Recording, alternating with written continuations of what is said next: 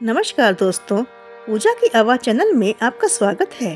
हमारी आज की कहानी है बहू से नफरत।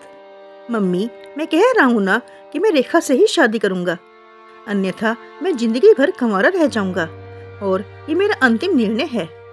अब बस इस विषय पर मैं आपसे आगे बहस नहीं करूँगा। तभी राघव की मम्मी गायत्री जी ने कहा, बेटा तू समझता क्यों नहीं है? हमने तेरे सामने रेखा की जन्म कुंडली पंडित जी को दिखाई थी ना, और उन्होंने रेखा की कुंडली में मांगलिक दोष बताया है। अब तू बता, सब कुछ पता होते हुए हम तेरी शादी एक मांगलिक लड़की से कैसे कर दें? तू जानता नहीं कि मांगलिक दोष वाले के जीवन साथी की मौत जल्दी हो जाया करती है, इसीलिए तुझे मैं समझा रही हूँ, तू भूल जा रेखा को। गायत्री जी ने राघव को बहुत समझाया, पर राघव का कहना था कि जब मैंने रेखा से प्यार किया था तब मैंने उसके साथ प्यार करते हुए जन्म कुंडली का मिलान नहीं किया था, ना ही मैं इन मिलानों को मानता हूँ। इसलिए अब बस मैं शादी करूँगा तो सिर्फ रेखा से, और ये मेरा आखिरी फैसला है। आखिर गायत्री जी को अपने बेटे की जिद के आगे झुकना पड़ा और पंडित जी के द्वारा बताए गए अनुसार रेखा के मंगल दोष को दूर करने के लिए राघव के साथ शादी करने से पहले रेखा की शादी एक पेड़ के साथ करवाई गई, और उसके बाद रेखा ने राघव से शादी करी। रेखा दुल्हन बनकर राघव के घर आई, पर गायत्री जी को रेखा का मांगलिक होना अभी भी खटक रहा था, और गायत्री जी उसे दिल से नहीं अपना पा रही थी, और घर में कुछ भी परेशानी आती तो उसका दोष रेखा को ही दिया जाता। लेकिन रेखा पढ़ी लिखी संस्कारी लड़की थी, और वह अपनी सासू माँ से मिले इन बेवजह आरोपों को अपने दिल से नहीं लगाती थी, और ऐसे ही ससुराल में उसके दिन कट रहे थे। एक दिन राघव ऑफिस से जल्दी घर आ जाता है। तब गायत्री जी ने उससे पूछा, बेटा आज जल्दी कैसे आ गया? तब उसने बताया, माँ आज सुबह से ही सिर दर्द और बहुत कमजोरी आ रही है, इसलिए ऑफिस में काम करने की हिम्मत ही नहीं हुई मेरी। तब गायत्री जी ने कहा, चल बेटा जल्दी कर, हमें डॉक्टर के पास चलना चाहिए।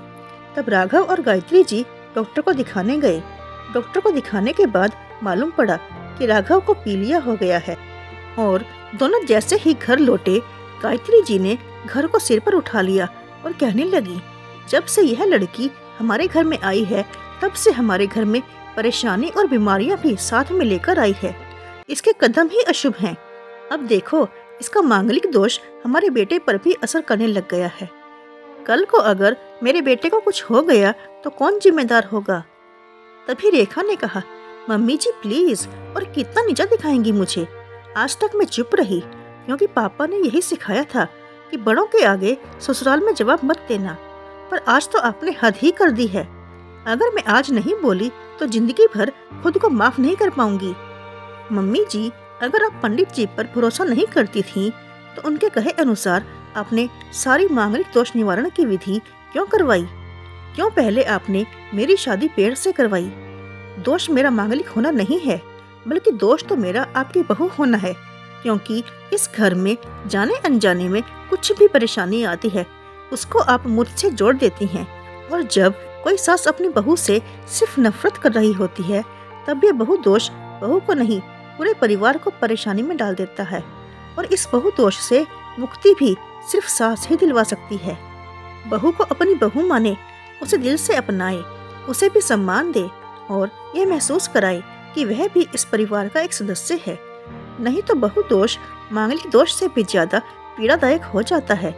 रेखा की कही हुई बातें गायत्री जी के दिल को झकझोर रही थीं, और उन्हें मन ही मन पश्चाताप भी हो रहा था। उस समय उन्होंने रेखा को कुछ भी नहीं कहा। थोड़े दिन बाद राघव बिल्कुल ठीक हो गया और ऑफिस जाने लगा, और 1 महीने बाद राघव की सैलरी भी बढ़ गई। तब उसने घर आकर इसका श्रेय रेखा को दिया।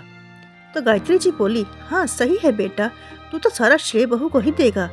तेरी माँ का आशीर्वाद भी तो तेरी प्रगति के पीछे रहता है, तू तो मुझे श्रेय देना भूल ही गया।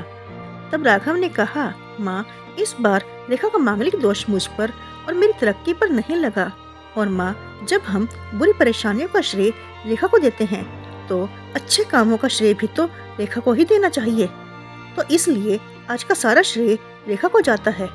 राघव ने हंसते हुए कहा। तब रेखा बोली, राघव तो क्या तुम भी मुझे ऐसा ही समझते हो?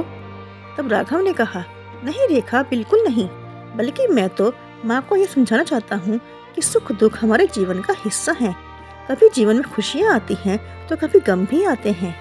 इसके लिए हमें परिवार के सदस्य या अपनी बहू को दोष देना उचित नहीं है।